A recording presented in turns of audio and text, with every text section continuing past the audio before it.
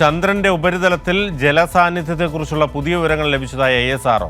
ചന്ദ്രന്റെ ധ്രുവപ്രദേശങ്ങളിലാണ് ജലം ഐസ് രൂപത്തിൽ കണ്ടെത്തിയിരിക്കുന്നത്.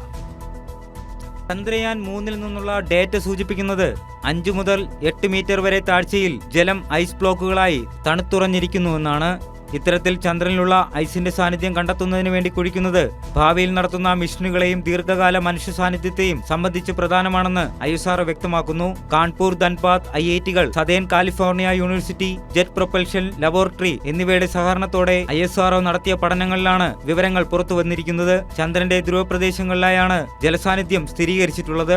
വടക്കൻ ധ്രുവമേഖലയിലെ ജലഹിമത്തിന്റെ വ്യാപ്തി ദക്ഷിണ ധ്രുവമേഖലയേക്കാൾ ഇരട്ടിയാണെന്നും പഠനം സൂചിപ്പിക്കുന്നുണ്ട്. മുൻപ് അമേരിക്കയും സോവിയറ്റ് യൂണിയനും ചൈനയും കണ്ടെത്താതിരുന്ന ജലസാന്നിധ്യം ചന്ദ്രനിൽ ആദ്യം കണ്ടെത്തിയത് ഇന്ത്യ 2008 വിക്ഷേപിച്ച ചന്ദ്രയാൻ 1 ആയിരുന്നു. ഒടുവിൽ നീണ്ട നാളത്തെ ഗവേഷണത്തിന് ശേഷം ഇക്കാര്യം അമേരിക്കൻ ബഹിരാകാശ ഏജൻസിയായ നാസയും സ്ഥിരീകരിക്കുകയുണ്ടായി. ചന്ദ്രന്റെ ഉപരിതലത്തിൽ ജലഗണമുണ്ടെന്നാണ് നാസയും കണ്ടെത്തിയിരുന്നത്. Science desk, Kairali news.